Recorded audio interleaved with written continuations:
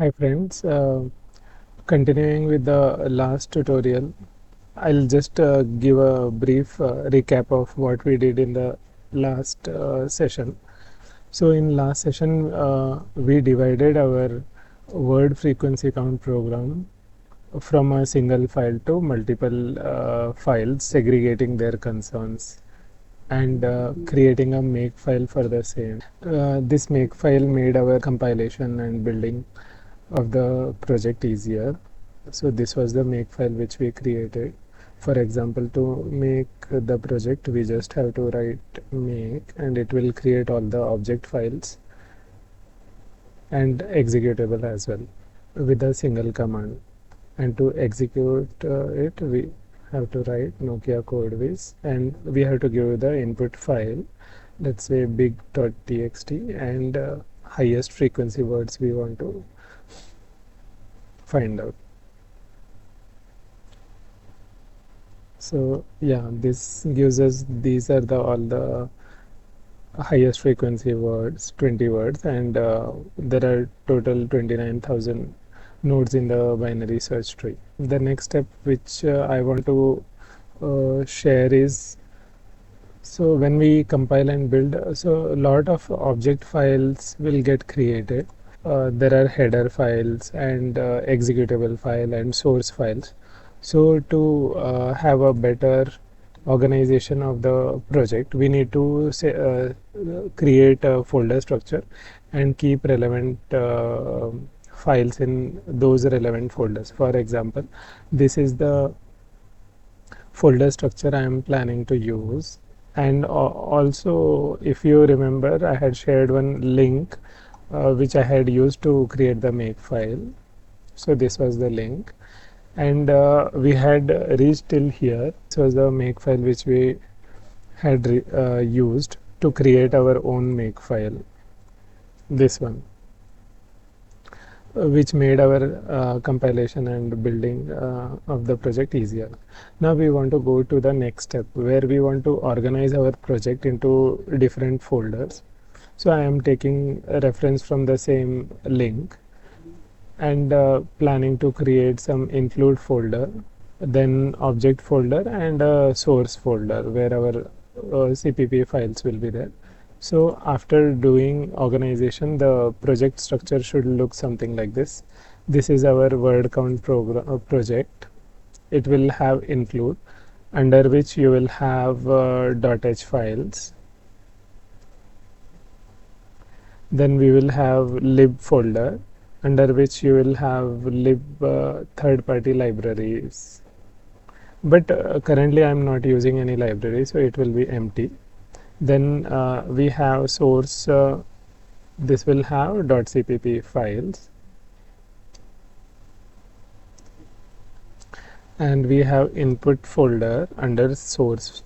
It will have input.txt files and big.txt. These are the input files, and we will have object files under obj folder. So all the object files will be here, present here. So let us go and create this folder structure. So before that, let me just clean the project. So I need to run make clean, and it will clean all the object and executable file. So let me start creating the folder structure. So here I'll have to create new folder which will be include, and we need to put header files into this folder, that is avl.h and word frequency.h. Move it to include folder. Then I need to create a lib folder, but currently this will be empty and I am not going to use this lib folder, so we can just remove it. Currently it's not used. Then we will have to create one source folder in which all CPP files will go. So let me just pick up all the CPP files. avl.cpp, word frequency.cpp, and Nokia codeviz.cpp. These will go into source folder. Yes. Under source, I want to create one more folder, two more folders actually. One is input, and the other one is object obj. And let us move these input files to input folder,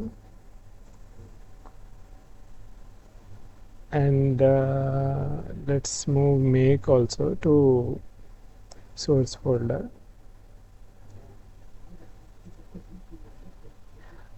This is not required. Let me just delete this. This was copy of the main. So now this is the folder structure which we wanted to create. So if you look at the word count project has include lib and source folder. Under source you have input and object folder. So we have input here, input files are there, and object folder. There is nothing at present in object folder. And this is the make file. But this was the older make file. Now we want a new make file which will take care of all the folder structure which we have created. So let me remove this make file.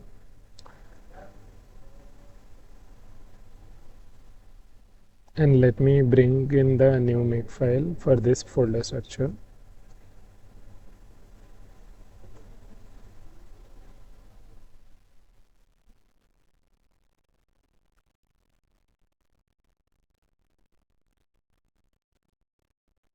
Let me rename this make file. So yeah, this will be our new make file which we should use. So let me try to run and see if it works fine. Let me build. So yeah, if we see here, it is taking, it is creating all the object files in obj folder under source. So if I open obj folder, I can see all the object files have been created under obj, and it has used header file from include folder. And finally, if we see executable command, it has taken object file from all the object files from obj folder, header files from include directory, and executable is Nokia code base. So let us just try to run executable once more. We want to use, so now input file is at input slash big.txt, and highest words I want to find out. So yeah, it is executing as expected. These are the of highest frequency words. It has created binary search tree of height 16 and found out all the highest frequency 20 words, and there are 29,133 nodes in the BST. So yeah, if we see the folder structure, now it's very organized. It becomes very easy to then all the header files and input files and object file. It's very easy to browse the folder structure, all the object files. If I do make clean, it should clear all the object files and executable. So yeah, if we see here, executable is deleted, and under object folder it is empty. So it becomes very easy to handle the project, adding new source files, header files, etc. And the object files don't interfere with our source code browsing. So now let me just do a quick walkthrough of the make file which we have created for this new folder structure of our project. Variable include directory. This is for header files. Object folder O directory. Then all the dependencies, header files basically. We are using pattern substitution. So what this line says is basically do a pattern substitution in this text. Find out this pattern and replace it with this pattern. So for our case, it will be dollar dependencies. That is nothing but these header files. Match everything. Replace it with I directory slash the text. For example, it becomes text is avl.h, idirect replacement will be basically $I directory slash mod.